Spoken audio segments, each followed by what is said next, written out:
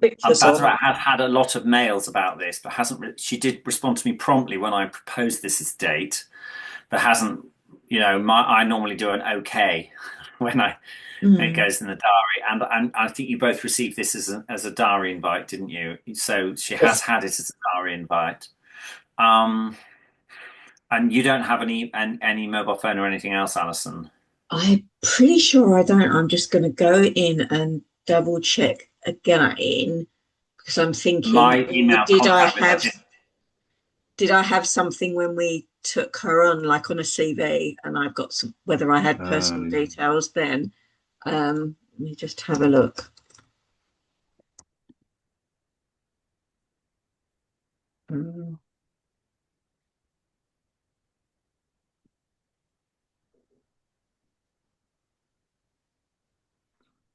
Yeah, she hasn't got a footer on her emails. It just ends with her name. I was just checking that we don't have a mm, email signature with any details.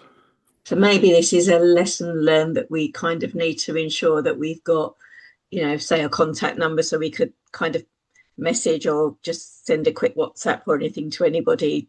Yeah, So if emails sometimes occasionally go astray, um, it's always useful we're to in an get a evolutionary number. phase. We're in an evolutionary phase. We may need to have a little think about our membership and what people can, how much people can give, and whether they Oh, can't. I have got a phone number on her, Lovely. so I will try and message her now. Let me just try that. Um, I'm just going to just also on another. I don't know if it drops me out, but I'm going to just double check she's not on the Google Meet. I don't think she can. Yeah.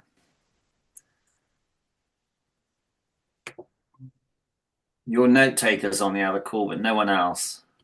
oh, okay, that automatically joins, but I find this Zoom AI summary stuff is really, really super. It saves so much time.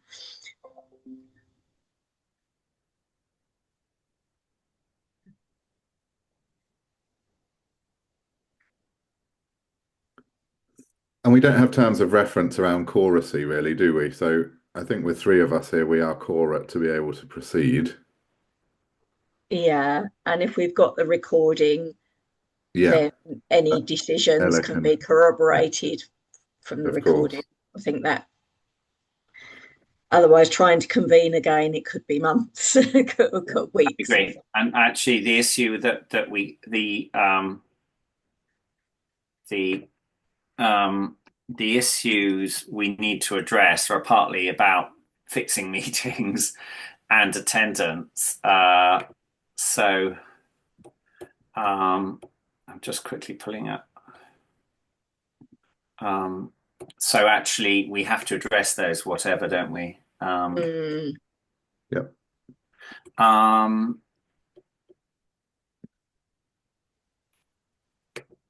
okay. While you're doing that, who wants to chair? Are you chairing, Alison? Um, well, if you want to chair us in, You can run take us through through the it. agenda, and Yeah, then because you've set the agenda, Alistair. Why don't you Okay. take I us yeah, didn't through want it? to. let's go with your agenda, Alistair, and I'm quite happily chip Yeah, in. I'll just kick off, Alison, and I know you're multi-skilling here, sending Bazarat a mail message. Yeah, so So that's yeah, in quick introductions and roles, I guess. So chair of the SAB, Alistair. Not sure what my role is here, and we'll work it out as the meeting goes on. Sim, Well, officially, I was the kind of introductory chair to the formation of UKRET. One of the items that I wanted to bring to the discussion is does that bring value? I know. Sorry, I've got a notification just flashed up on my screen. Bear with me. Get rid of this. An Rat update will thing. be with us in 10 minutes. Oh, oh amazing. lovely. Um, there is probably, I mean, so going back to the history, Alistair, before you and I had met, Alison and I were met, I think, at a round table that I chaired at Genomics England, and we part of that conversation then was what could we do in a formal capacity to bring together the UKRET as that kind of formal umbrella charity supporting the others, and Alison asked if I would chair that formation. What I said back then is happy to do it if that's helpful for a limited time rather than to commit to kind of years into the future. And whilst we went through those stages, obviously that process has been long and drawn out. I'm also aware that for some of that time, my diaries meant that I've been difficult to get hold of and difficult to get into meetings. So very aware of my own shortcomings and apologise for them. So my question is really, I'm very happy to support in whatever role that I can, but equally, I'm very happy to step away from that. I think I'm in kind of the paperwork we set up. I'm listed as chair, but very happy to relinquish that on paper position if we can do it better in another way. And Alistair, I think you and Alison have a lot more exposure, coverage, recognition within the field that may mean that you are better placed to take on that role. So I don't want my involvement thus far to be a limitation to the charity and its formation moving forward and to its influence and impact. So that's just me putting it all on the table. Very happy to support in any way that I can, and you have my utmost commitment to that. And genuinely in whatever role I can do that best, either to lead or to support whoever leads. Thank you, and that's really helpful. I don't want to tread on anyone's toes, but I wanted to kind of slightly get it out because I'm in a slightly strange position myself, having retired clinically, so I do have time to do things like this. I've just been reorganising about two other little projects I've got going, so and I slightly feeling for some of the stuff I'm involved with, I should put myself forward because I have the bandwidth and the time to be able to do it. I would love that. And it's just getting a feel for how much people want to do or don't want to do, really. But I think what you're saying, Sim, is that you are quite thinly stretched. You're very keen for UKRET to fly, and you'll do whatever it takes to support it. And then maybe we can have a think at the end, brainstorm on who's doing what. Because what strikes me is we'll need more people. That's the gist of it. And then there will be a gentle change of people's domestic situations, professional situations, and they may want to move through. So we can have a little think about that. And from my perspective, I think Ella has struggled to get some of the dates together as all of us. So whereas possibly having my slightly more pushy Donald Trump style is what we need. Maybe need a little bit more Trump and a little less Harris in the agenda and timetabling, if you know what I mean. But we need a little bit more Harris in the wider perspective of the organisation's doing, and what our charitable aims are. Okay. And Alison, I how are you placed at the moment? I'm never quite sure how much bandwidth you've got because you're busy with friends. You're a busy mum. Yeah, and I think some of the reason why we haven't really progressed with lots of things, and as you put it, Sim, things have been quite drawn out with UKRET, is because I'm struggling. I've recognised that I am struggling to juggle Ring 20 commitments and home commitments and run UK, trying to run two organisations, even with the support that I have is a real challenge. So that's and I think obviously Ring 20 is where I'm paid 2 days a week, so that's where I have to prioritize sometimes. And if I'm pushing for a research agenda or something, or some funding to keep us Ring 20 afloat, that's had to come above UKRET. But it's meant that we haven't taken opportunities that we proposed, a year ago with UKRET, and we haven't progressed things. And I'm kind of, that to some degree is down to me and my organising, but also down to lack of capacity. There are options to get us beyond that. Yeah. I think I just need some support to be able to say, what are the concrete things we can do to get UKRET at a situation where it isn't so reliant on me driving everything to really I can get say us. it straight out. Alison and I have had a very productive meeting, Sim, and but some of the things we asked we thought Ella might be able to pick up, but it's clear that Ella has had limited bandwidth. And I can put my hand up to say, Alison, I'm very happy to support the secretary in pushing things across the line, as I did for this meeting. I don't want to push a secretary out or anything like that. More the merrier. But maybe if we had a little bit of a think to say that what we're really looking from a trustee is in the next year, a quarterly 2-hour meeting. That's the reality, and an hour's prep before. And we're not asking for a single minute more than that, unless people have had it as a to-do at the end of a meeting and are happy to pick it up. So I think if we're a little bit more realistic about what we're doing, and then fix the date of the next meeting before we finish today, we've cut all that malarkey out. If people don't attend, they don't attend. You're kind of essential, Alison, but actually if you can't make the next meeting, I think it must go ahead without you, because so we do have this regular, otherwise the culture disappears. Having run the BPNA, which is relatively moderate sized charity, our executive was monthly. I did manage to make all 36 as president, but the point was, if I had broken a leg, it should be able to go. It must go ahead despite individuals.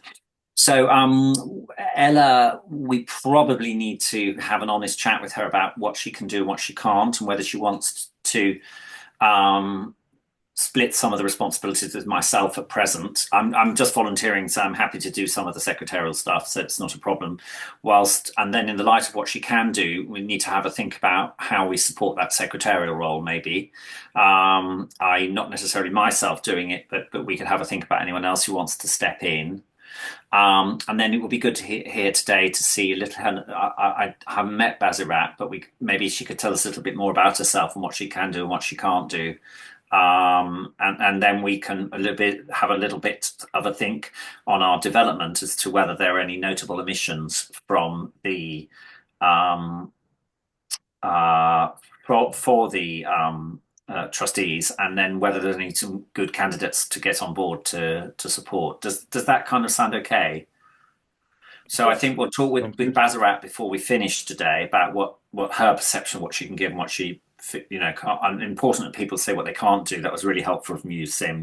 Being clear what you can, what your bandwidth is. Right, and Alistair, I think, I think we should formally propose and second both my stepping down as chair and your stepping into chair, which I'm very happy to propose if Alison's happy to second, and then we've made our first decision and got on with it. That effectively then means I am a general trustee and very happy to be that, and very happy to be a general kind of support in what I can do. You are Putin to my Mev Devev. Yes, indeed. Yeah. And we need some, and we need some other people, don't we, to bring that kind of that broader support. I think is Charlie Stewart on the scientific advisory board? Yeah, we put Charlie on the scientific, didn't we? For his sort of genomics background, his sort of background. But whether Charlie would be willing to step up, I think one thing I've learned from Ring 20 is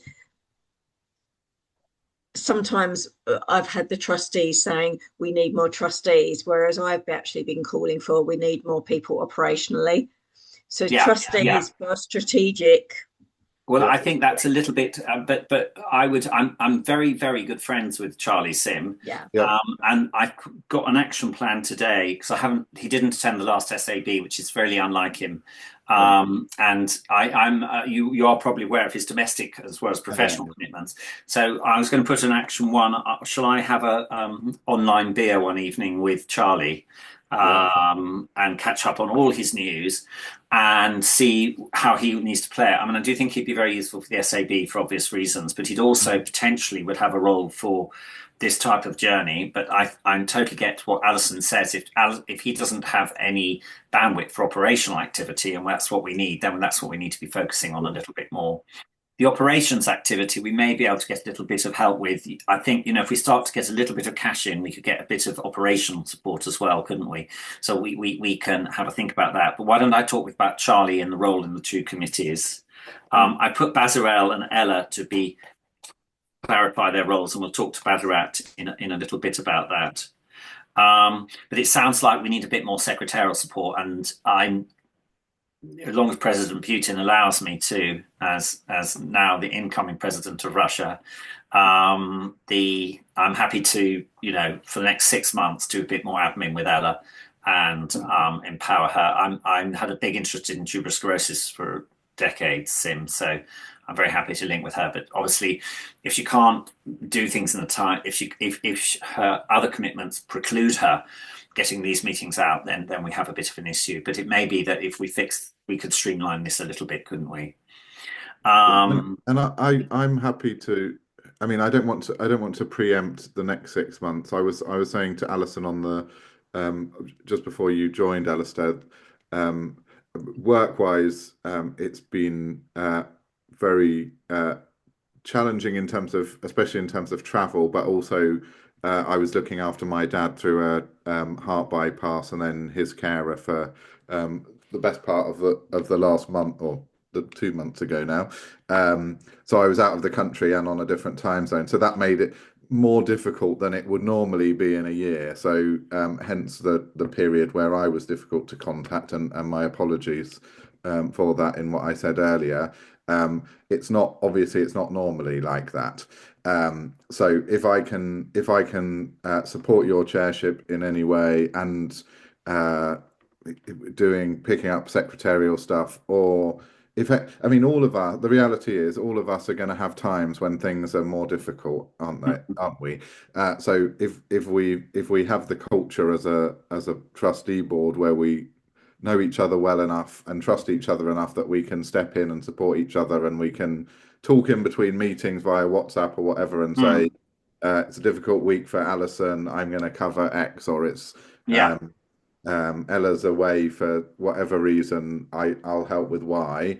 If I can go from, obviously, going from president to whatever I am now, very happy to kind of father of the country. Yeah. So I think that's a very pragmatic approach for all lovely. of us. I mean, I think from my perception, sometimes you need to get your hands dirty a bit. Yeah.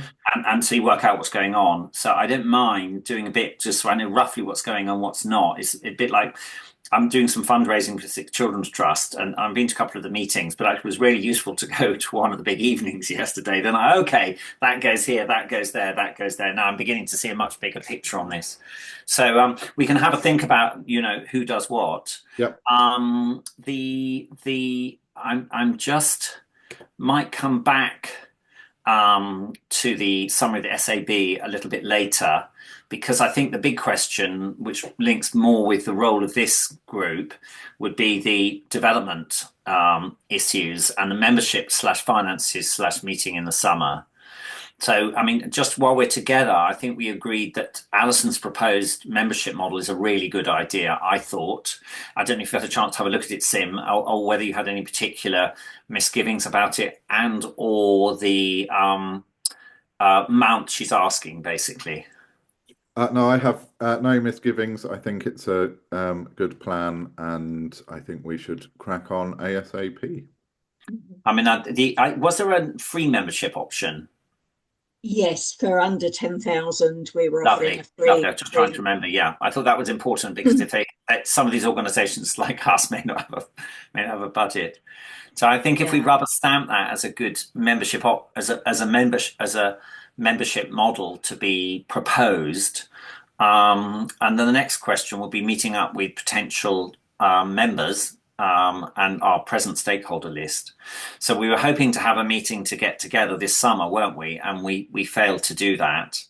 I'm not saying fails negative. I think we need to stop using negative terms. We haven't yet delivered that. Is a better way. I think we need to focus on the future and the positives, and no one should beat themselves up for being busy. It's a bit like, people when you're burgled. I feel so stupid. It's my fault for leaving the back garden door unlocked. It's not your fault for leaving the garden door unlocked. It's the burglar's fault for breaking in. You know what I mean? So, and I think, it's not your fault, Sim and Alison, that you're very busy. It's my fault, of course, because actually I've more time to do this if I do a little less skiing and windsurfing. But A little less really time in can your feel a bit Sochi guilty. palace, Alistair. Yes, well, actually, I'm where I'm coming from. Actually, Sim, I'm kind of got 3 or 4 journeys like this at present. I was a very, very busy consultant. I was known to never sit still.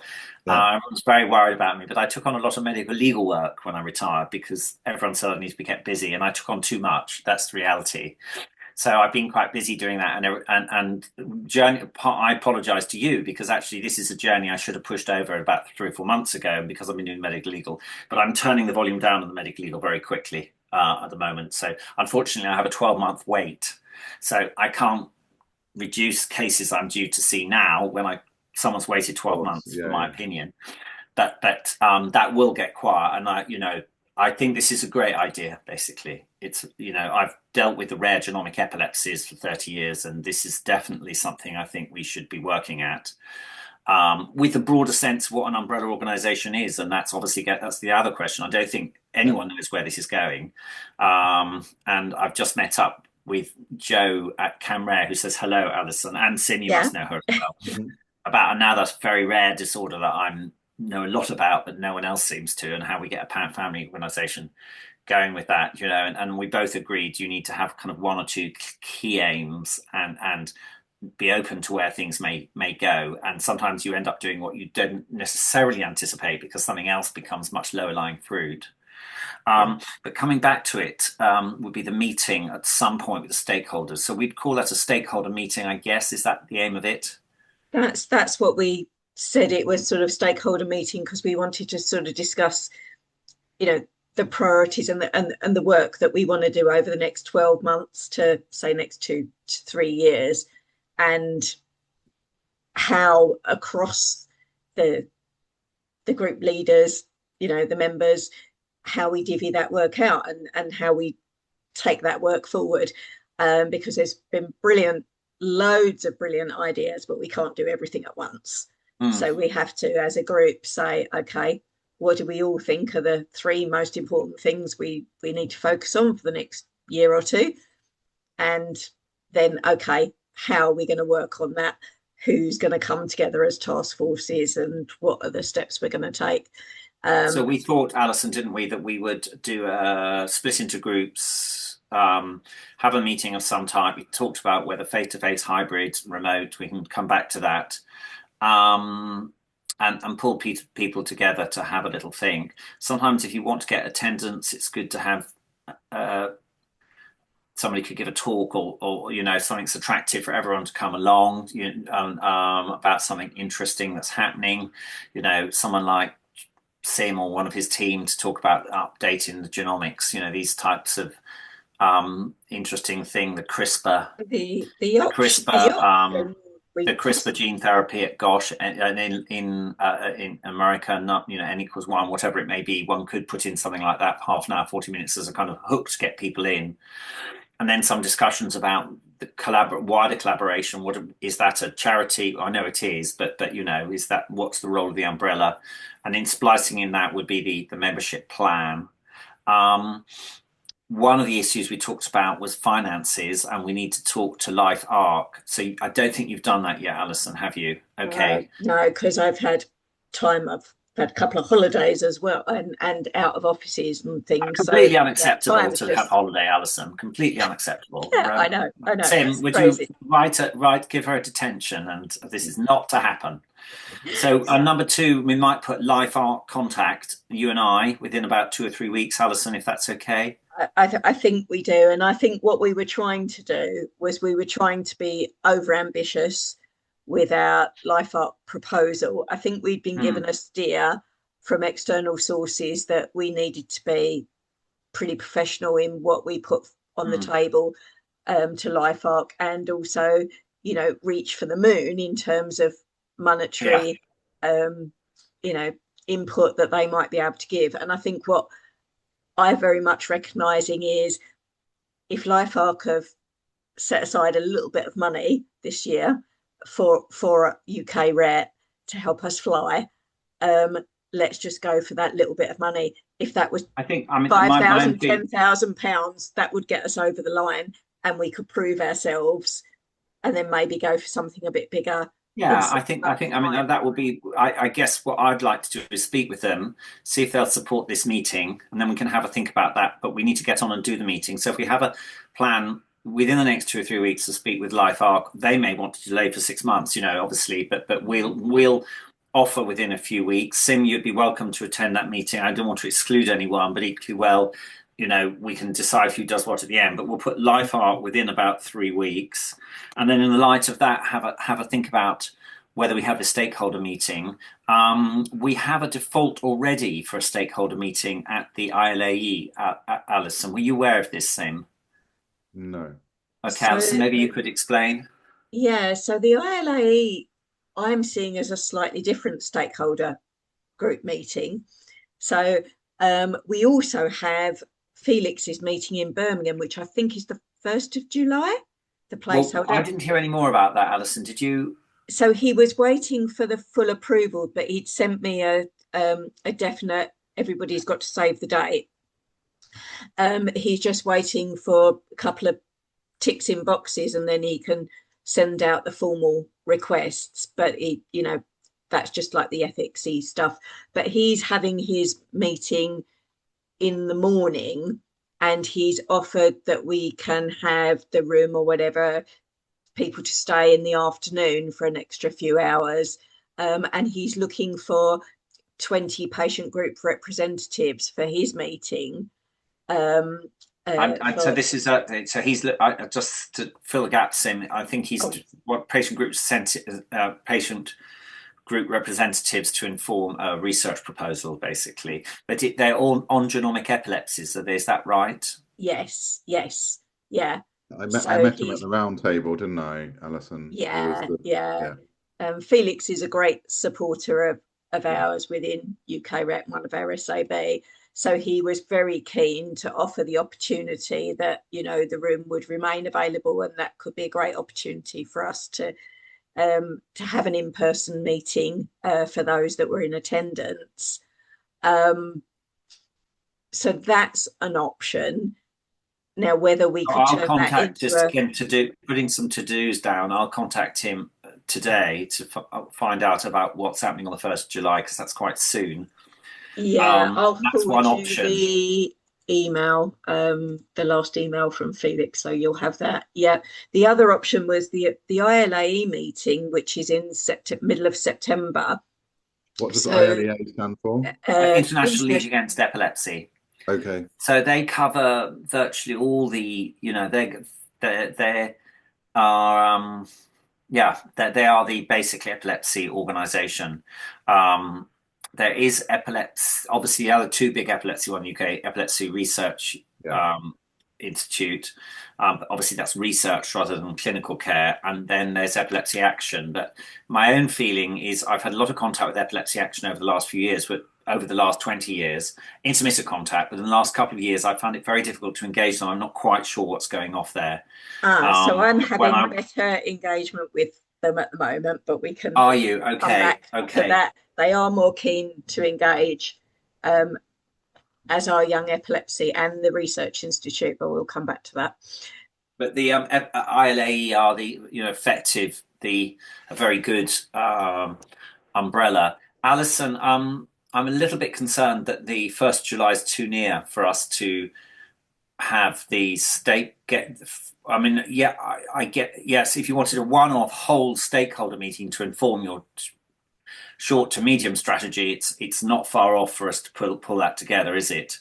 Whereas we do have the ILA meeting in the diary for September, and Reese is going to be there, obviously. So I guess September sounds a more sensible runway for us to get to, doesn't it? Can you remind me, do they have hybrid facilities on that afternoon? We have the lecture theatre. We could run hybrid, but the people that it's like a 3-day conference, the people that they're bringing in for the tech for their own hybrid will be closing off at the lunchtime.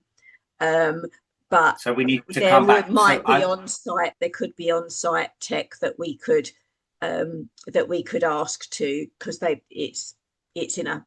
Where's it being hosted? Birmingham. Bournemouth. I knew it was B.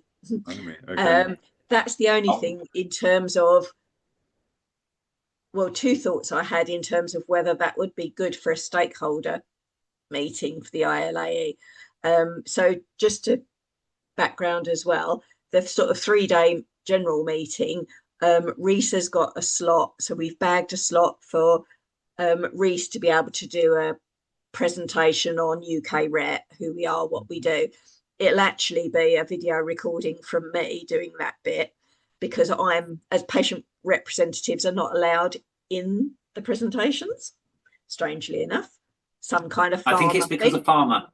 I think it's not a mad thing. It's if they discuss research medication, you're not allowed to have patient groups in there, otherwise you break all your pharma rules. I would imagine that's what it is, Alison, because we've had exactly the same issue in the BPNA sometimes, and it often causes bad feeling and offence, as though why would you exclude the parent groups? But often people sneak in, obviously. But so we've got that slot. So there'll be lots of clinicians, researchers that will hear that part during the course of the 3 days, and then on the last afternoon, when all the sort of delegates will be going home, we've been offered to retain the lecture theatre at no cost, to have a meeting. So the concept is that maybe rather than having a stakeholder meeting of patient group representatives, because it's in Bournemouth, which is not the most easily accessible in the country, especially if you're not going to be there having a stand or what have you, which most of them probably won't,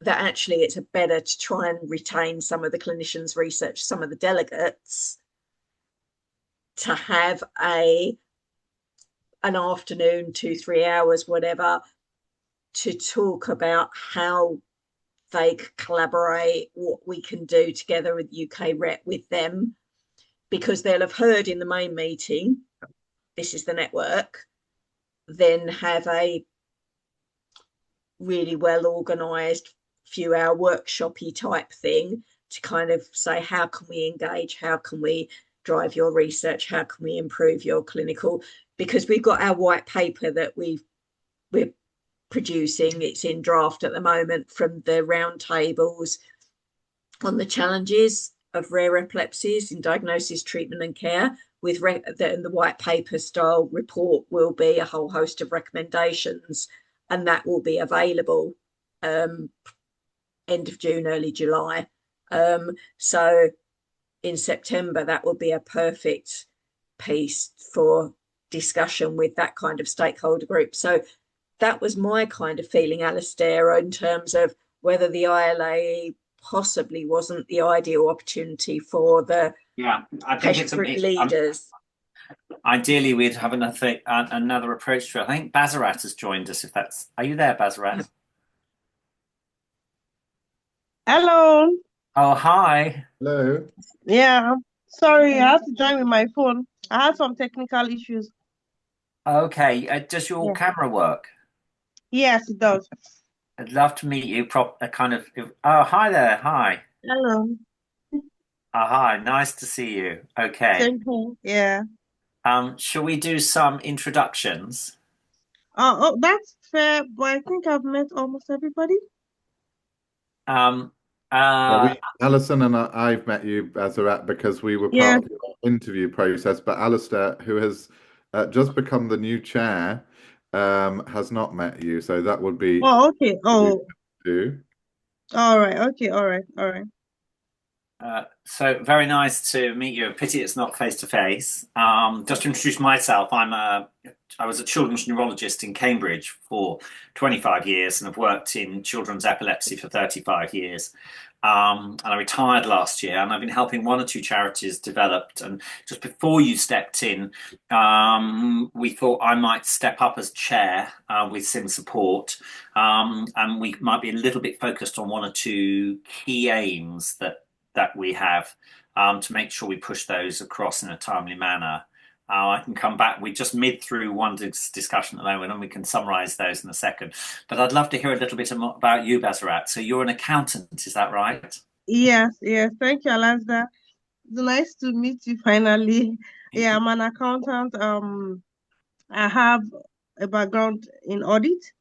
I Okay. started off with Deloitte as an auditor. Then I moved to an NGO as a finance officer, which I've been doing for quite some time now. And which NGO is that? It's based in Nigeria. It's called Solina Center for International Development and Research. It's an NGO that works with the Bill and Melinda Gates Foundation um, as regards vaccination of children in high risk areas in Okay. Nigeria and some other African countries too, like about Okay. 9 other African countries.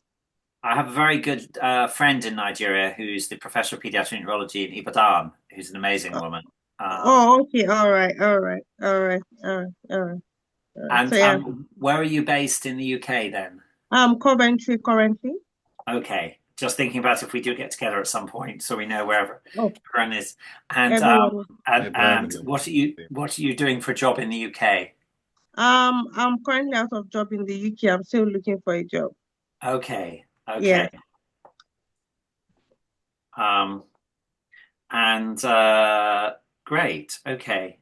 Um, uh, and you kindly help us set up a bank account, I think. Yes, yes.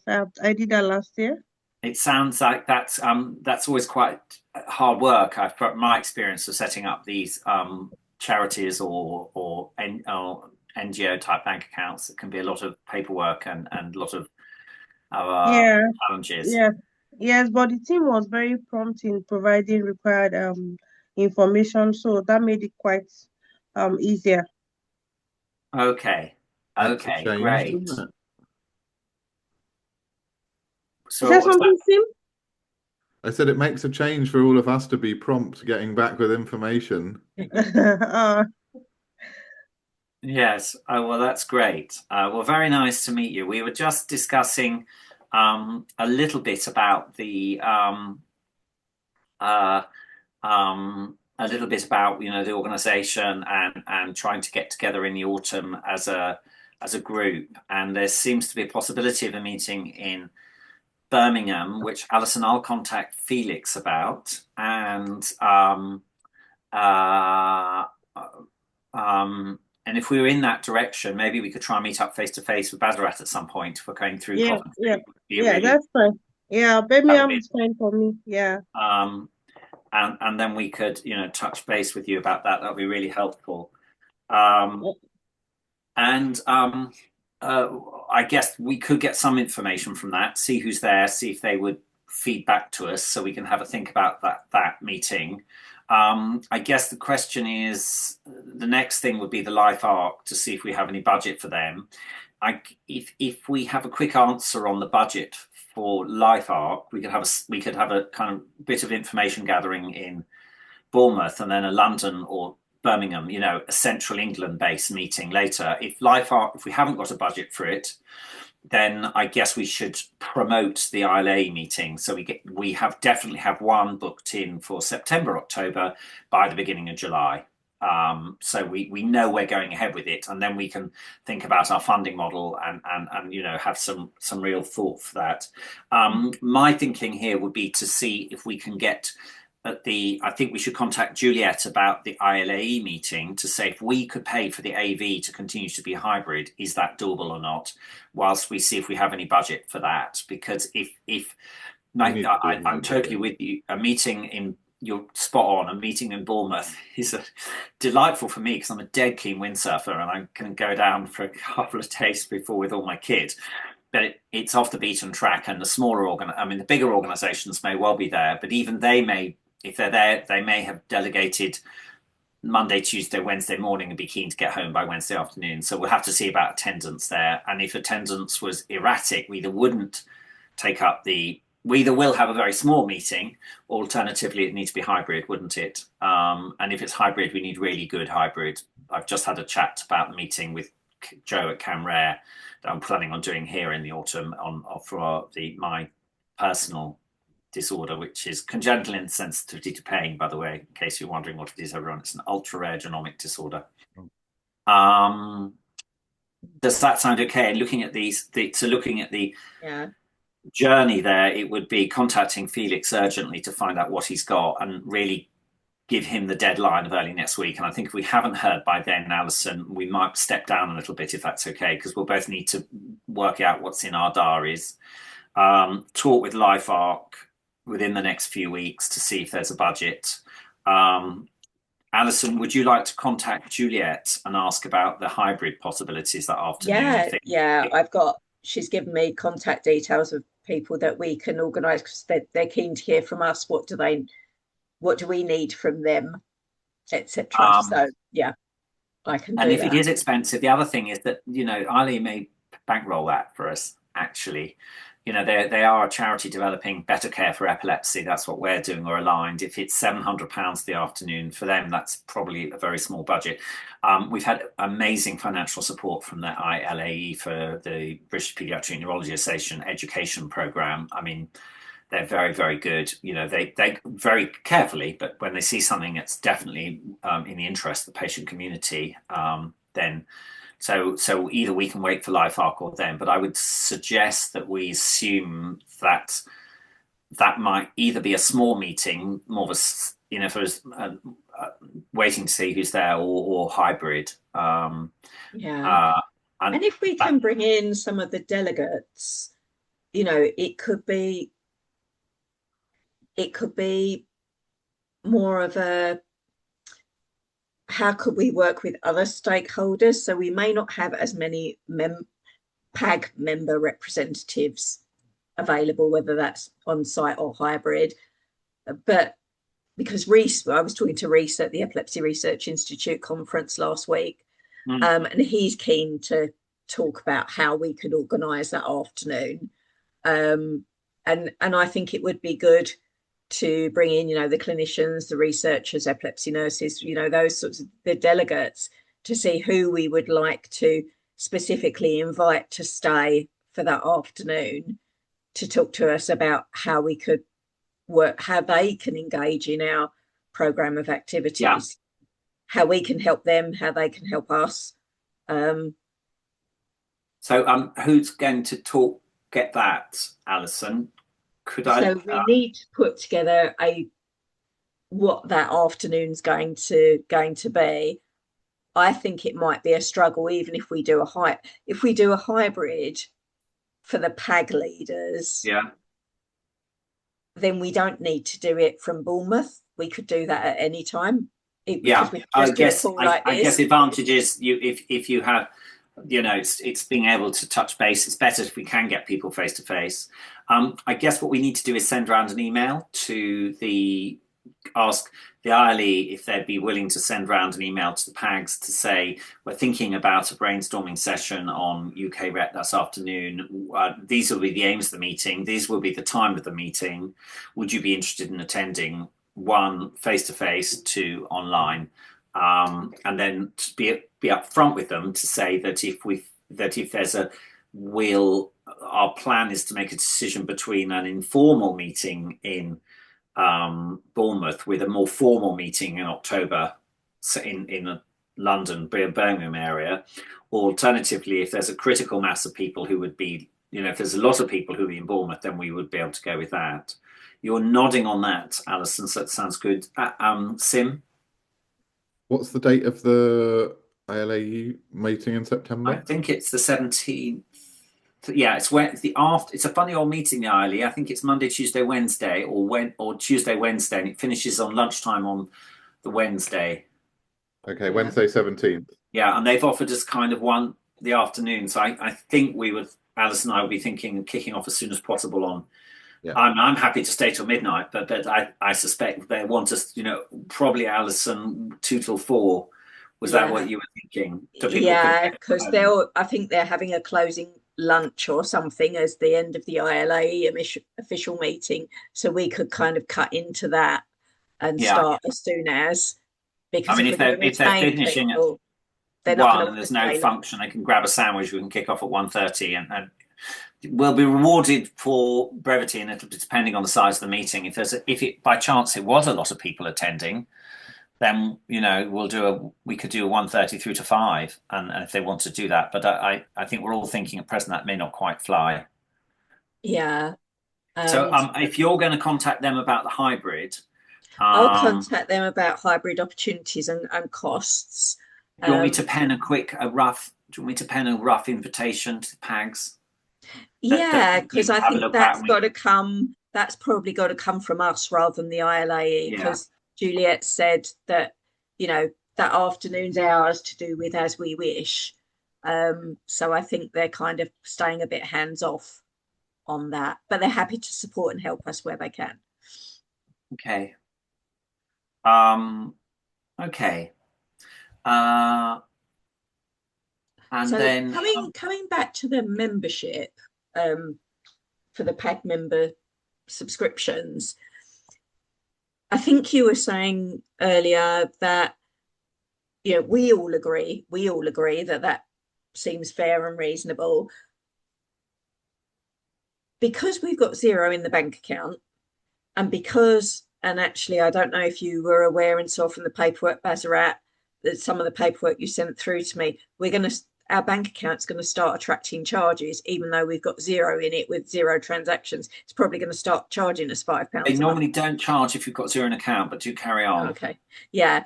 And I do know that Ella has been paying for things like the Zoom account about £15 a month, and out of her own pocket, and other things like if we've had banners or leaflets, they've come out of different people's pockets. We really do need a couple of thousand or something in the bank account for these basic expenses. And I think the best way would really just, we did say to the members a long time ago, we're thinking about a subscription model. We didn't give them this is the rate card. We haven't presented that, but I think we've come up with a rate card that's not unreasonable. Would we be happy to go ahead and say, do you know what? We need to get some money in that bank account. Let's send out some invoices and let's send out, we're going to, this is our rate. We've got to have a subscription model. There has to be some money in the pot for basic, stuff that we need to do. And actually then say we'll be issuing invoices in the next month. And if anybody's got any major concerns, I think a lot of the groups will just pay. There might be 1 or 2 here and there that find it difficult, but I think it's just going to be really, unless if we wait till we have a meeting to agree it with everybody, it's going to, I don't know when that meeting is. That's probably where I might be able to help / bring value.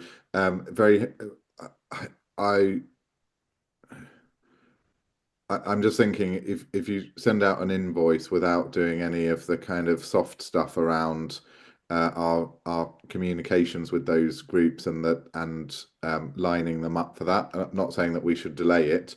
That may be a shock because no one wants to pay money, especially groups that exist by fundraising for themselves. So I can certainly if you want to kind of put down your key points, Alison, very happy to work on crafting that and putting together a comms plan to do that outreach around fundraising.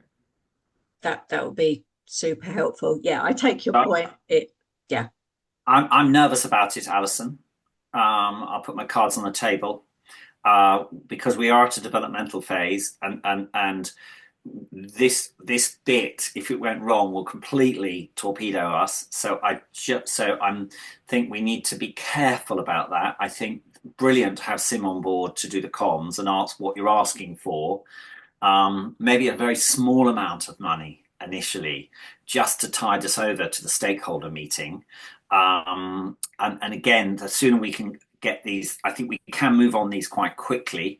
I've told you, as I said before, I didn't want a large amount of money from LifeArc at this point because I think that would be more jeopardy than benefit. But asking for a little bit of financial support and being clear what, there needs to be a trail on it. We need money for this, and this. To tide us over to this point when we will do that. So I think that just needs to have a very clear trail on it, because they're charities. They can't give us money unless it's really, really clear. But equally, I know what you're saying. It's going to be a tenner for some of them. It's very little money, isn't it? If Ella's got a problem paying the Zoom bill, I'm very happy to pay it. She's doing it out of the goodness of her heart, and I feel it just doesn't feel right.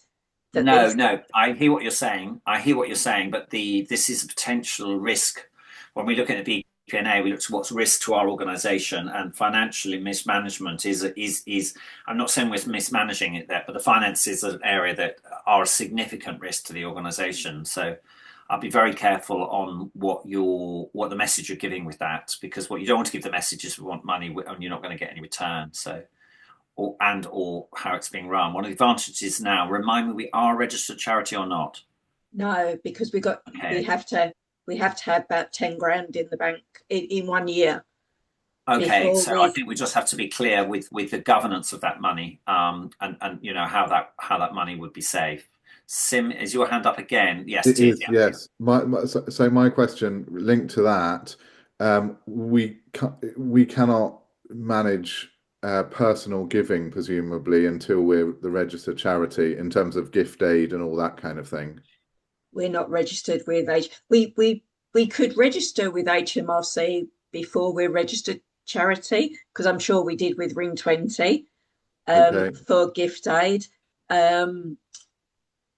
Because I'm sure, because I was just thinking, even here, even if as trust, obviously I'm not proposing it for anyone that isn't comfortable with it, but even as trustees, if we were to give £20 a month or something, or a tenner or whatever it will be, as our contribution plus the gift aid, if we're able to receive that kind of donations in that way, and it have the benefit to the giver, which is it's seen as a as charitable donation, which obviously has benefits, then that would cover some of our kind of petty cash issues, and mean we had a bit of kind of change coming in each month, wouldn't it? And I'd be very happy to do that. Or if it's covering something like, as Alistair said, the Zoom account or whatever. But the sooner we're in a position to be able to receive personal giving as well, all the better.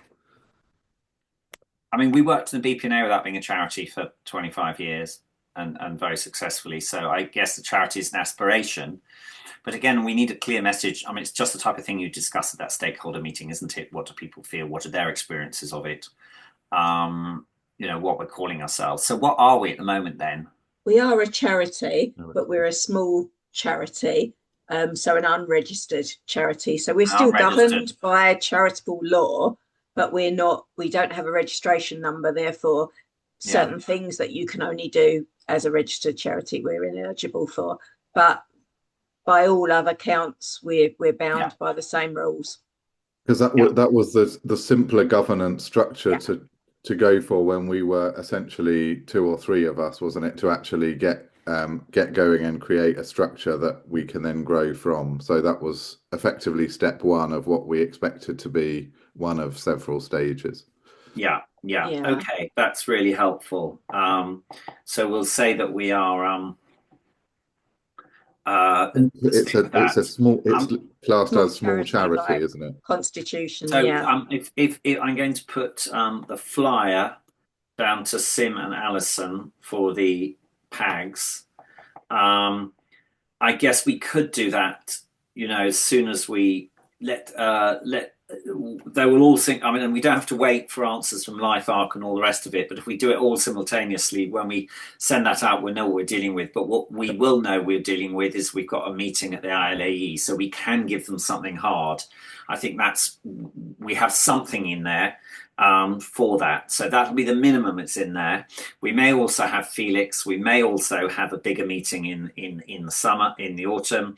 But that's what they're getting for their money. But most importantly, getting some stakeholder in it. I would be asking, what you're asking for is a membership model with saying probably the membership model hasn't been fixed. We want to have that at a later date, but we're proposing this, and we wondered whether we could have some support for the first year to achieve these aims. And exactly what you're aiming to do, and smart them, Sim, obviously. And I think that would be really important to the thing. Questions you may ask: Are we a charity? Yes, we are a small charity. Do we have a trustees? Yes, we have these people. Do we have an SAB? Yes, we have this. But we're now in a position we want to go for these to identify our short, medium, and longer term aims, and this is what we're going to be doing. I think that will be fine. And then we just need to have a little come back to the finances. So the money comes in. So good point to involve Bazarat. So we have some financial. So who can sign off on the money? Just so I know. Any of the trustees. And do we need two? Two. Okay. And if we were to be asked by the TSA how safe your money is, can I take some money out and just run off with it, or we agree? No, you can't. No, you can't just take some money out. The disbursement process involves someone like at my own level being that will initiate the transaction. Then I also need someone else to approve before money is disbursed. And I'm just thinking about right at the beginning so that we are secure and our governance is strong. Yeah. When you say we need two people, so we need our finance lead, yourself, Bazarat, and then another trustee to authorize it. Yes. Are the bank aware of double? Yes. Yeah. So the bank, from that point of view, won't release it unless we. And in practical terms, is that done with our? I haven't previously electronically had double dual signatory. Yeah, we do Ring 20. We have an HSBC account rather than Lloyd's, but we do double signatory on all bank payments. So one of my team raises the payment, but myself or my chair at Ring 20 have to authorise that payment to release it electronically. So it comes just through the app. Is that correct? Yeah. Yeah, it's controlled by the app. So you get if you get a request through the app, do you, Alison? Then you have to go into the app and press yes or no. Yeah. Yes. Basically. Yeah. Okay, that's great. It's a little bit like okay. So it's effectively the same in the olden days with our checks. We had two signatures on the check. Yeah. Okay. I'm just thinking only that asked us. Yeah. I think if people are asking us about this money and is it secure, because what someone like the TSA won't want to give us any money unless we're clear that it's both going to be used for the key aims and what supervision and security with that. And obviously it's a major risk for us in case one of us sends the money in the wrong direction. It's okay if you've got £1 million turnover and 30 quid goes in the wrong direction. It was your very first donation. It would be a catastrophe. if we inadvertently sent it the wrong way. Okay, it's useful for me because I'm not with Lloyd's at all. So I've been sharing my mum's accounts and my brother's accounts and so many accounts different direction. But for me, it's useful because the Lloyd's app would just be this and nothing else. Yeah. Okay. So that's very reassuring. So that if we need any money, we'd need to contact Bazarat, and then Bazarat would draw up a payment. And in terms of you, Bazarat, we talked a little bit about how much time we could all give to this project. I mean, you're looking for a job at the moment, so you've probably got a bit more time. Is that right? Or Yes, that's correct. and or you're not having to do a non-accountant's job to pay the bills at the moment and being very busy with that. No, not yet. Okay. Not yet. Yeah. And are you okay to? Well, we can talk a little bit about what the expectations are, but are you happy to stay involved at present? I've asked that question to Alison and Sim a bit earlier. Yes, that's fine. Okay, great, Yeah. great. Okay, so I mean that was slightly my concern, Sim and Alison, about your proposal to ask for money. I was just a bit concerned about the financial governance, and I wanted to be a little bit clear that because actually for all of us, if any our money the money went in the wrong place, that'd be very damaging for all our it would damage Ring 20, it'll Genomics England, it would damage all my other charities I'm involved with, so I'm very careful and that brings us to insurance, really, which is something we should have in place, which at the rates we're paying for Ring 20 is about £450 a year, that kind of level, I think. But we have public indemnity and trustee indemnity insurance, which therefore, limits us to, I think it's £1, or is it a penny or £1 liability should anything go wrong with the charity or any legal action be taken against the charity as a consequence of any of our activities, because as trustees nobody wants to be liable for anything significant. Well, you can get some pretty pithy things. My God, we had some pretty pithy things at BPNA, and I don't think Sim has been involved with one or two of the discussions we've had, but Alison's had some interesting inquiries which we put past the SAB about organisations who wanted to bridge with us. And then whether we felt like comfortable with that. But the danger is you say you're uncomfortable with that, and then you get a lawyer's letter, by return from somebody, which you then have to do. So we had very little in our turnover it's in the public domain. I can say it was about £1.5 million each year. But we spent about 10K in 21 and 23, I think, on legal advice on complicated issues. So I'm sensitive to that.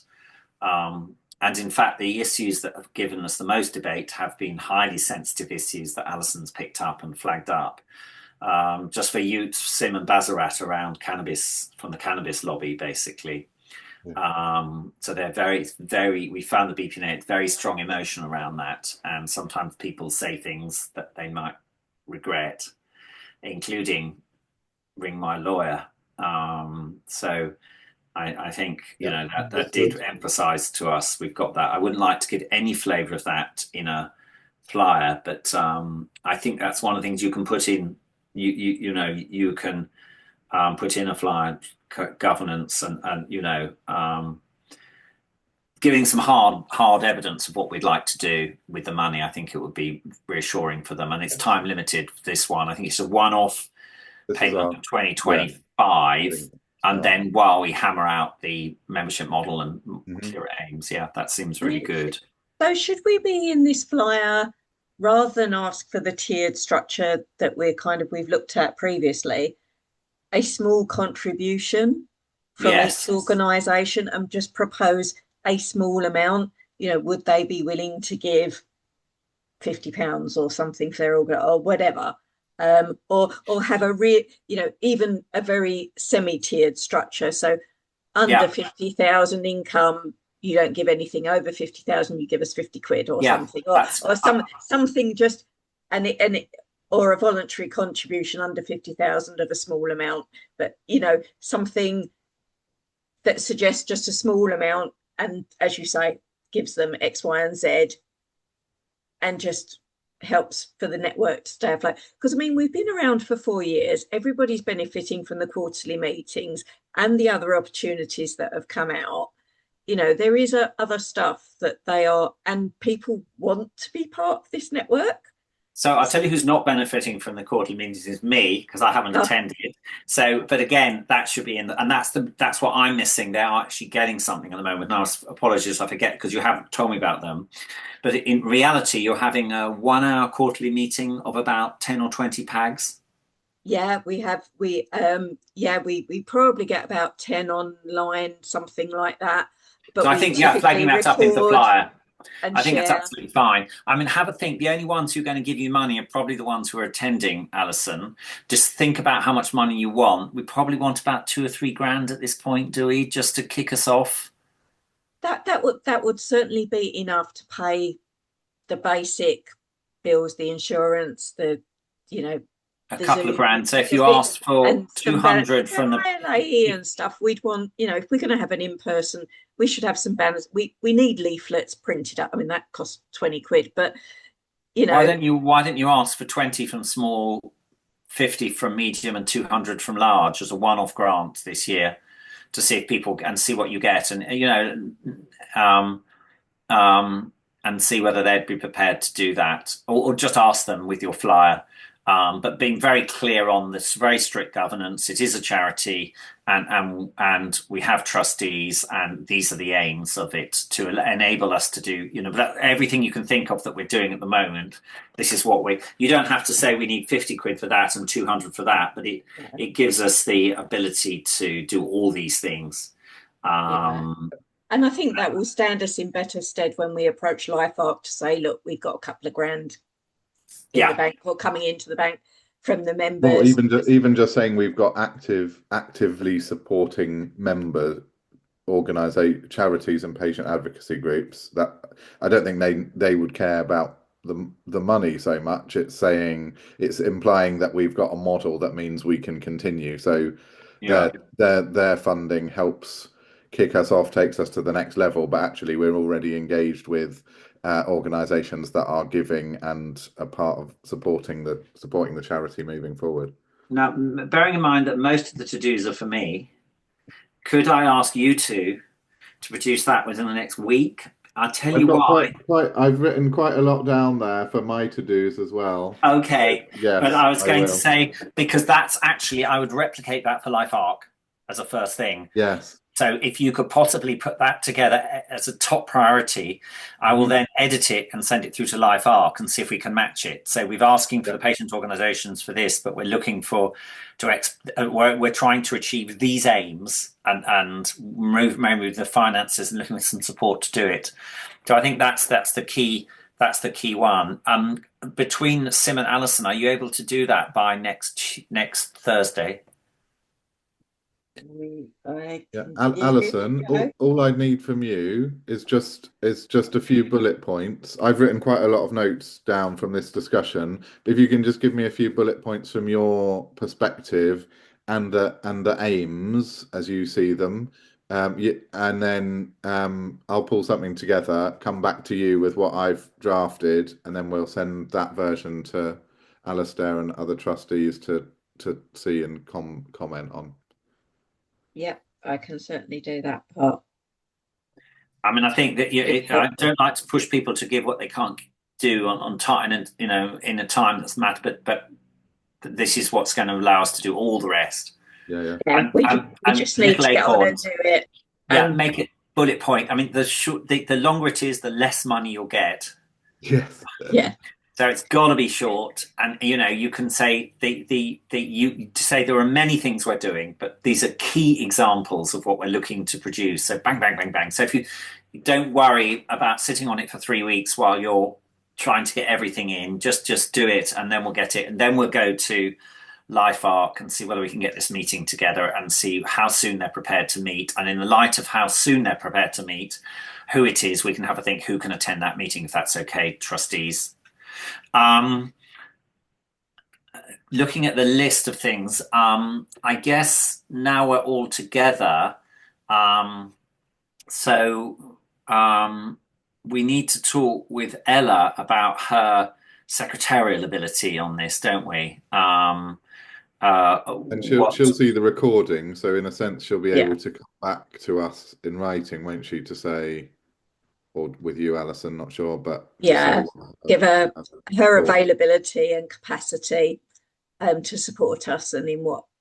So I think we're asking for the secretary to be able to attend all of us. Can we do this? Will be the question. I think you will need to come up with a yes at the end of this meeting, because if you can't do that, then that's absolutely fine, but we'll then work out but it'll be a 2-hour quarterly. It'll be a 1 hour, that's the minimum, 1 hour preparation for the quarterly meeting, and then the to-dos that you say you can do, and by that one, and nobody should feel bad about saying I can't do that in that time. I'm afraid I don't have the bandwidth. That's much better to hear than not. But I guess from Ella's point of view, she would need to be able to pick up 1 or 2 to-dos at the trustees meeting and stick to that timing. And that's likely, I'm brainstorming this, to say a couple of hours of work after a trustees meeting of to-dos before the next one in addition. So we're roughly talking about, I'm mentally thinking a 2-hour meeting, 1 hour's prep and 2 hours post. So that's really 3 hours a quarter and a 2-hour trustees meeting. And I guess my question for Ella is whether she's comfortable doing that. And if she isn't comfortable because she's too thinly spread with the TSA, then we'll have to have a rethink. How does that sound to everybody? Yeah. Good to me. Yeah, okay. I think that's reasonable. Who's discussing that with Ella then? I can discuss with Ella if you like. Would you do that?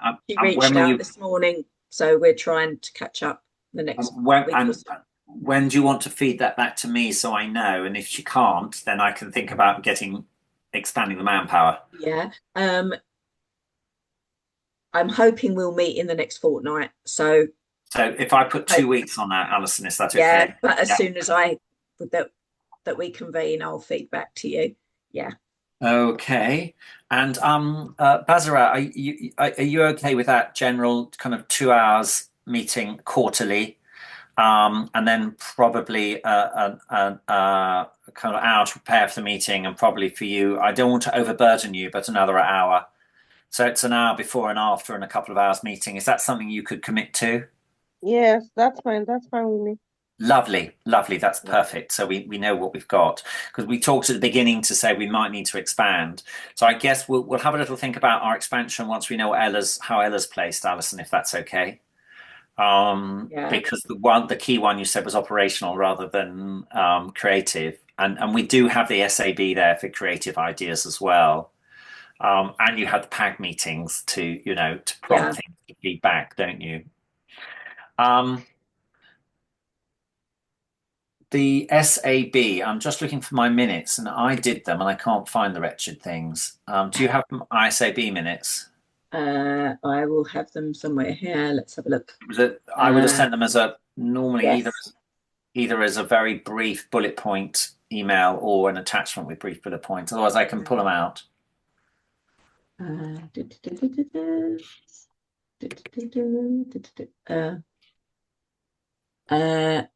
Yes, I have your minutes here from February. I've got them as well, actually. So I've just pulled it up. Yeah, 14th of February. Yeah. So we should have had. Okay, so just running through it, we discussed fenfluramine, the new treatment, and barriers to it being prescribed by NICE, and we're looking forward to we were going to review the NICE decision when it comes through. We were going to have a look at long read sequencing, and then our plan had been to have a meeting with Exeter Genomics, and we did that in a timely manner, as far as I remember, a very productive meeting. Emma was ambivalent about it. Was that fair enough, Alison? Yeah. Although you had a bit of an exchange between you in terms of because she wanted you gave some pointers, some suggestions about how the R14 genomic test could be extended without overwhelming. Yes, because she was open to that. So do we need to follow up on what her response to that? So, I mean, her feeling, we looked at the long read sequencing and whether that's something we should push to go further, but her feeling was not, as far as I remember. She said there were strengths and weaknesses. They were looking at it. It was evolving. And the big question was R14. So I guess we'll feedback. We can do this via the SAB, but I think, touching base with Emma twice a year would probably be good, not a bad thing. We did the terms of reference, and Felix was going to explore asking an extra neuropsychologist onto the SAB, a neuropsychological representation on the SAB, because we felt we were that was essential and that was absent. And then here we go. Emma to fix a 60-minute meeting in 4 months to include discussion around long read sequencing. So that hasn't happened. No, and we're not far off 4 months, are we? From we are. And Ella said that she'd be able to do that. So I'm going on my second page here. So I will do that. And again, it comes back to what Ella and she can't do, because things, it's not doing us any favor. So we need an SAB meeting, don't we? Yes. And that won't be within 4 months, the last one, because I'll need to give people 6 weeks notice to attend. Yeah. You and I met, the SAB were keen to hear about our stakeholder meeting, which we met to initiate, and we're now drilling down on.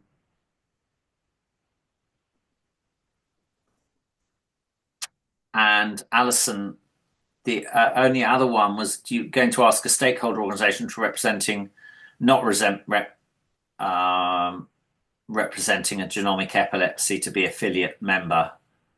Yeah, so I reached out to Matthew's Friends as an example of a non-disease specific organisation, and sort of said if we slightly updated the original terms of reference to kind of have different types of membership, so to have sort of core members or founder members, and then have organizations that are more overarching or that could we call them? Remind me, what did Matthew's Friends, what did they say?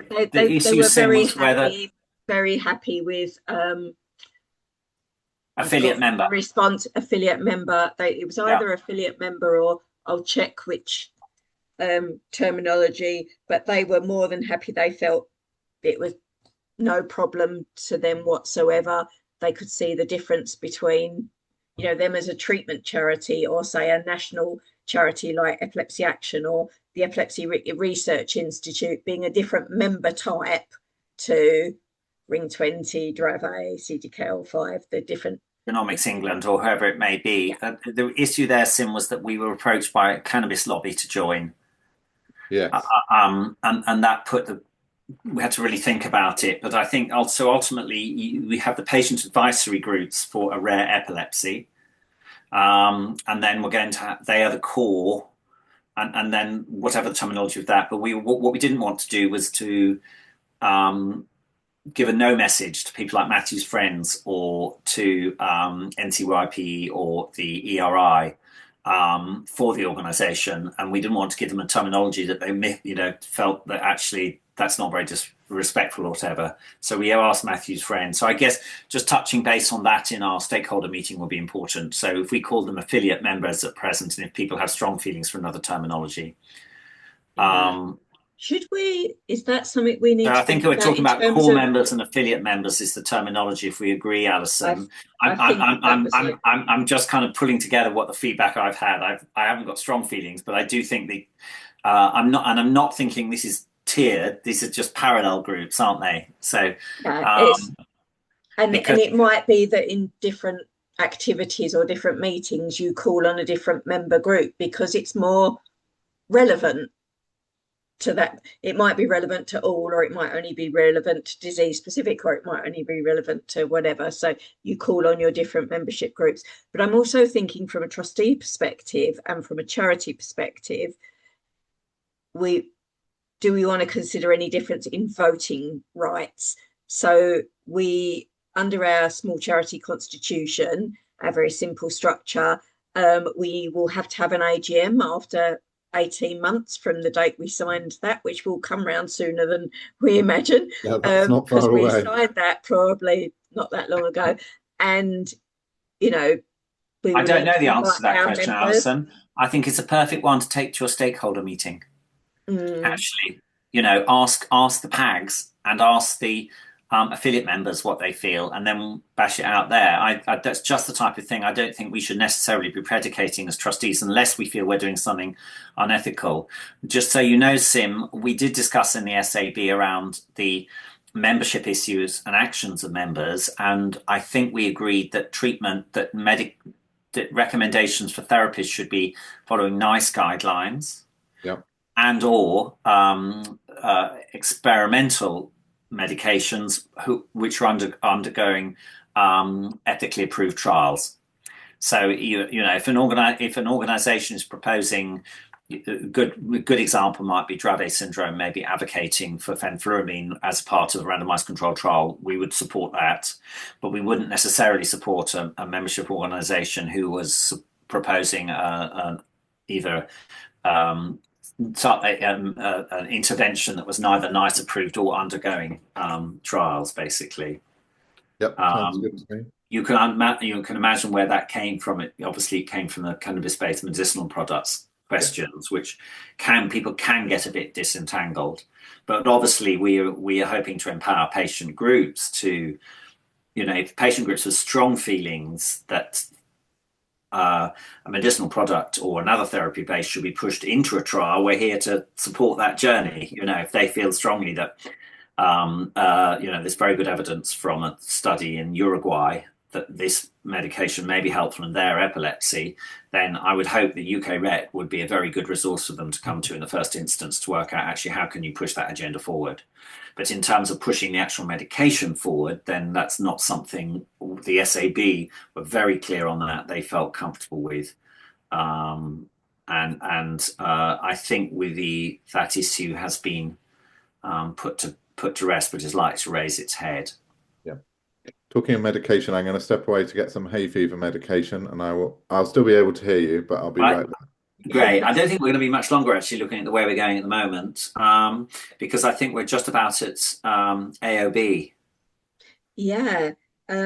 So I can provide some positive updates. So you may be aware, I might have mentioned this to you before, Alistair, that Young Epilepsy had talked to us in our about they would like to do a rare epilepsies event. So a couple of years ago, they organised one down at Lingfield, did a one-day event. It was mostly attended by epilepsy nurses, but we had a whole day event with presentations on different rare epilepsies, and Helen Cross gave presentation on, you know, why rare epilepsies, and we presented UKRET, etc. But they were keen to do another event to build on that. And then last week, when I was at the Epilepsy Research Institute talking to Rosemary and colleagues, and the Research Institute want to run their next symposium specifically on rare epilepsies. So I've spoken to both parties and said, we should do something, you should do something joint here, because they're both looking, you know, probably going to go out and get pharma sponsorship for that event. And we said, absolutely, we'd love to be behind that and work with you to shape an agenda for what that event, conference / workshop, what should that event look like? What should it tackle? But really, really positive from that wider community that they really feel that rare epilepsies needs its own agenda.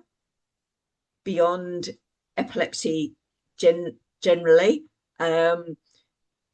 which is really positive. And in a similar vein, I've been having some really good conversations in the last few months with Epilepsy Action, who are really keen to also engage and see how they can do more working with us for the rare epilepsies and the rare epilepsies agenda, some of the things that actionable points that are coming out of the round table that we had and things like that. So there's some real positive appetite coming from those umbrella groups. Lovely. To engage more, which I think is really great for that stakeholder meeting to say, okay, what do we need to do and how can we build and work with these organisations in this way? Lovely. Are you noting this for your stakeholder meeting, Alison? You've got it on there. Yeah. All of this will be on AAR summary, so it will all be actionable points there. So yes, engage with their wider epilepsy groups who want to engage on rare epilepsies. But there definitely seems to be an appetite. I'm talking more and more every time I'm out there presenting, speaking. I presented at the BNA recently alongside Sanjay. I've got a call with Sanjay in a week or two's time, presenting on UKRET and why rare epilepsy is, needs its agenda and what the opportunities and the challenges are. And it's really gaining some traction in the epilepsy community, which perhaps it hasn't been so much in the past. There's been a sense of, why are we trying to separate out? And we're not trying to separate out, but just the messaging that I'm trying to bring is that perhaps the priorities of needs for people with rare and complex epilepsies are perhaps a different order to those people with more controlled and less complex epilepsies. Yeah. That there's a different focus of the way forward, is slightly different directionally.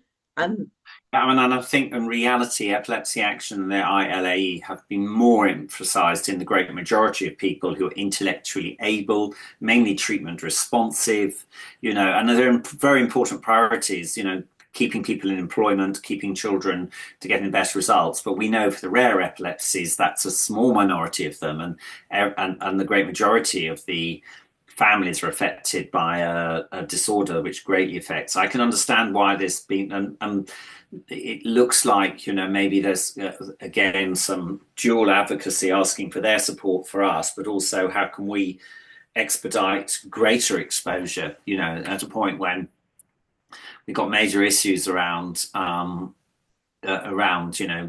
cannabis-based medicinal products. We had an initial good working relationship with Epilepsy Action, but then they went completely off the ball and we didn't get any response to our emails for a while. So, making sure that doesn't happen again. I mean, we wanted them to give us some real feedback on some of the frustrations the families were feeling and some type of dialogue, but that was difficult to expedite. I think there's more that we can do to engage with the wider community, but there is a lot of potential out there to exploit, which is great. And there's a lot of support for what we're doing, and I think all of what we've spoken about today, and we get this basic governance stuff over the line. Make it, I think we're getting concrete foundation. We're not far. A final push, I think, is what we need now, and that will be an enabler to some of the bigger opportunities that are kind of sitting there waiting. Yes. So let's have a think about the next meeting, shall we? So let's try and get this date in the diary now. So 2 hours. And we are now end of May, so we're talking about the end of August, and I'm aware that's a holiday month, but again, I think we just carry on and have it in, and then we can if we don't get everyone attending, we don't get everyone attending, and we have to delay it. So, Alison, you prefer lunch times, do you? I think. No, I'm Mornings at the beginning of the week tend to be not so good. Afternoons tend to be better, but Sim? or I like from midday onwards. But Wednesdays, Thursdays normally better for me. Mondays is always our exec leadership team every Monday, so that takes out the whole of Mondays. Wednesdays, yeah, lunchtime-ish onwards, early afternoon. Wednesdays and Thursdays, did you say? And Thursdays, yeah. And Bazarat? Thursdays are fine for me. Thursdays are fine for you as well. Yeah, Okay. yeah. I mean, I'm aware once you get your next job, things may change, Bazarat, and then, we can Yeah, always adjust. I would let you know when that happens. Okay. We'll keep our fingers crossed for you. Well, I hope it's not too busy Thank and you you. can continue to support us. All right. So we're kind of looking at a 28. Thursday like today. And then that would be, what about Thursday, the 14th of August? Fine with me. yeah, Alison? all good for me. Bazarat? That works for me too. And then timing wise, afternoon for you, Sim, is that right? Pretty flexible. I mean, midday. I prefer things in the mornings if I can, but Alison, Okay. you're busy. I can go from 10:30 on that day. Shall we say 10:30 on the 14th? Fine. Yes, that's fine. I'm going to give you a to-do, Alison, Yeah, which is the Zoom. yeah, I can do that. Would you mind doing it literally before we finish? So we definitely know it's in. But I'm going to put it in my diary anyway. So, and it's a 2-hour meeting, which we hopefully we will end early, as I'm aiming to do now. So that's 10:30 till 12:30. So we need to circulate the agenda. I will circulate the agenda with a reminder on the 31st of July. UK, I'm writing these in, UKRET agenda and reminder in my diary to do on the 31st of July, and then people can put extra things on or any prep they need to do. And then there is a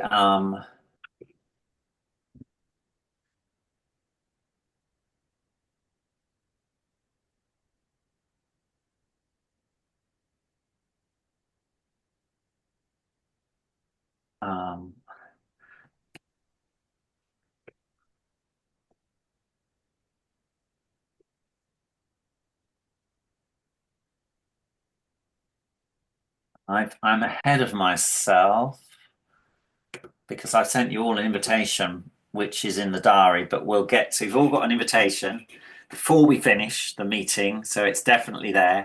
And then Alison, you said you'd send the Zoom meeting. I've just sent it as a Zoom meeting. Just done that right now. We've got a double whammy in. So just running through the actions, I will contact Charlie within the next week and ask him about his role, how he's stood, and get a feel of whether he might be able to support this group and the best way forward.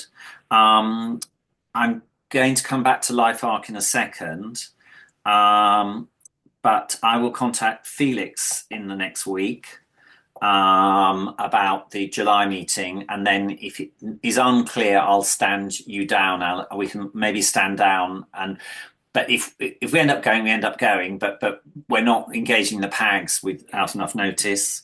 Alison, this is the smart approach which we're going to have from now onwards. When are you going to contact Juliet at ILAE about the hybrid? I can send her a note straight after this meeting and ask that 1 week is lovely. Yeah, give me a week. I'm going to do the ILE invitation to PAGs. I'm going to start working that up this week. Sim and Alison, you're going to put together your flyer asking for money, very much talking about what you've achieved already, what you want to carry on achieving, what's vulnerable. And we said you would do that? By when did you think you could get that done?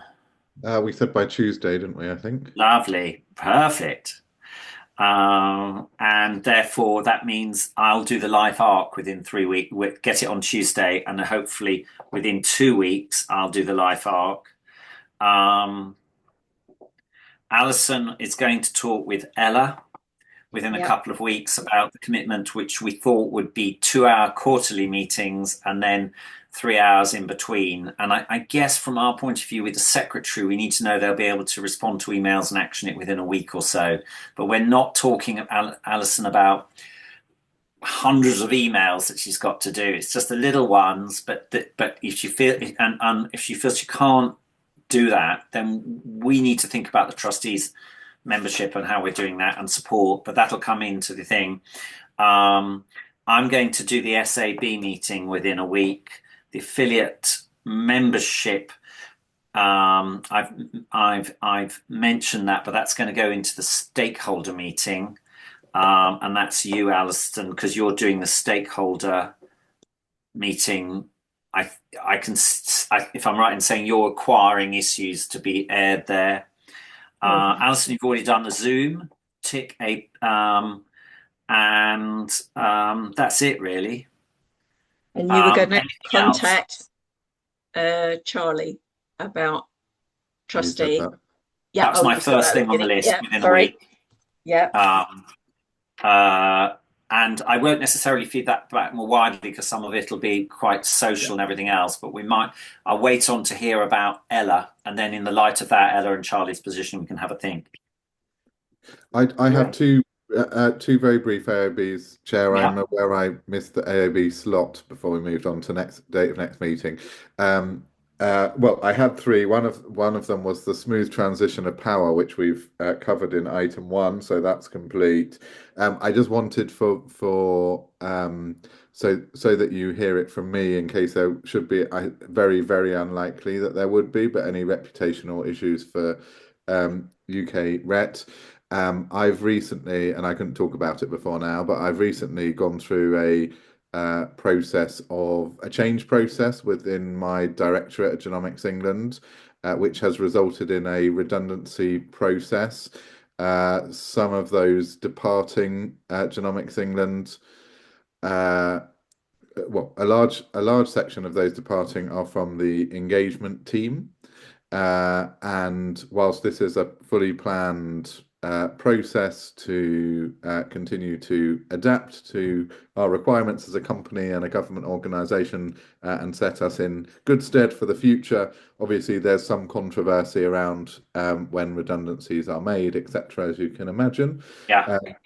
We're now going through a recruitment process to recruit 2 new roles. I have also been involved in our 3-year spending review settlement from government ended at the end of March of this year. So at the same time, we had to end several programmes in communities, notably around sickle cell and within Black communities. So I've been the face of standing down those programmes and trying to manage the fallout from those and chairing the public meetings, which at times have been very, very challenging and emotional.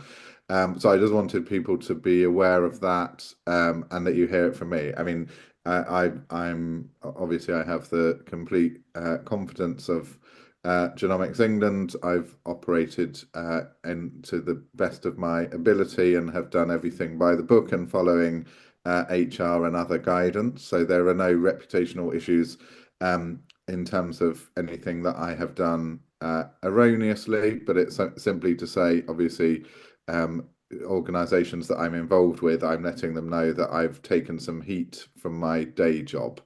Unlikely that it would create heat here because my profile is very low with UKRET, but just so that you're aware. And finally, I put in the chat the Genomics England Research Summit, which takes place on the 17th of June. You may well know about it, but if you weren't, the link is there and you can register. It's free to attend, and I would be delighted to welcome you. Thank you for that, Sim. I'm very sympathetic. I took a lot of heat as president of BPNA. You may not have got the full flavour of it, but I took a lot of heat in that period. And I did the same disclosure to Adam Brooks, actually, and I needed to talk with them to say, actually, this is what's happening. Yeah. And, it is an issue. And they needed to give me an steer as to whether they were comfortable with me carrying on doing it. They were very good, actually, and they felt it was important work and continue. And I did hear there had been some change in manpower at Genomics England. I wasn't aware you were involved with that, but it sounds a little bit like Doge. It was nothing. It was nothing like Doge, and I hold no one's personal data. You'll be pleased to hear. Oh, great! Yeah, but in reality, Genomics England has been—it's a rapidly developing services. So rapidly developing service. So you're vulnerable to change in the politics and budgets. Then Absolutely, yeah, and we have our new spending settlement for this year, 25 through to 26, and then we've just submitted our spending review bid for the following 4 years. Sorry, so the government's moving us to 5-year spending reviews to match the Parliament's effectively. But year one was a 1 year, whilst it kind of checked for 23 billion pound black holes and things like that. So now that work's done, the next one's a 4 year. So we are waiting on the outcome. The government publishes spending review outcomes on the 11th of June. However, that's government department level rather than specific GovCos and arm's length bodies. So we will hear our outcome for the next 4 years later in June, July-ish, we expect. I mean, the reality is that if there's no more tax revenue and we want to invest in different areas of health, then the money has to come from another area of health, and there will be no way around it. My personal issue is I think we haven't championed enough for children. I think a lot of resources in the UK have gone to particularly my mother, the frail elderly, which they clearly have their needs, but I'm not sure how the money has been spent and whether it's being spent in the right way to support the frail elderly. But so these issues are complex, and the BPNA work closely with NHS England, and I have seen cycles of changes there that occur quite quickly. Health does change, doesn't it? So, things evolve, but that's really helpful to know about. I'm sorry, Sim, both for you, because when you take a lot of heat, it can be quite a burden, particularly if people feel you personally are. When ironically, my passion and commitment is totally the opposite to some of the things you have to implement as a manager. So, and I have been involved with one or two conditions, one of which you reference to, and I do know there's always very strong emotion around that condition for historical reasons. So thanks for that. If you're saying, can you wriggle out of being a trustee? Unfortunately, those aren't good enough terms for us to dispense with your services. You'll need to do a lot. You need to do a lot to your publicity. If that's the level of negative publicity you think will get you to stood down as a trustee, you've greatly underestimated our tolerance of negative publicity. No, that wasn't my motivation. Very happy to be here. I just wanted you to know that I think I would expect that from any kind of exec team or board colleagues, that we would do that to look after each other, wouldn't we? So it's the same that I would expect and hope from others. I want to make sure that you've heard it from me, and you then be able to have a conversation with me if you heard any. I mean, certainly I had a long chat with Adam Brooks about my this cannabis. There was another complex journey as well, with 2 journeys. I had to really keep them updated to say this is how I'm working, and this is what I'm going to be doing, and this is where the flack may come, and it could come from me personally. I think when you're head of department, you try and take all the flack, is my experience. I said it all comes to me because actually I'm going to get a lot of it anyway, and if I can get all of it, that's probably a better way to do it than other people, too many people getting it in. But I certainly wasn't quite expecting that when I stood up to be the president of the BPNA. I was expecting to bridge with organisations in a way that was like this. was my Yes. expectation of it. Yeah, And it was very controversy. much, it finished like this, which was great, for there were some fruity moments. I'm going to step us down if that's okay, because Yeah. we're trying, if possible, for the UKRET meetings to make sure that they stick to the timing and people, otherwise it's such a disincentive. So lovely to see you all. Bazarat, thank you so much for dialing in. That's really great. And Alison, you're going to produce, you think you are going to produce some minutes via AI with action points. Yeah, I usually appear within 10 minutes and then I'll just check them for accuracy. But yeah, that's worked. Let's see if I've got my own action points. I will type out the action points. And if the AI produces it in a way that's definitely clear to people what's happening, that's great. If not, I will, these 8, 9 points will be, with brief at smart points will be there. Great. Lovely to speak to you all. I look forward to having contact with you before, but if not, in August. Yeah, Thank great. you. Thanks so much. Lunchtime. Bye. Bye.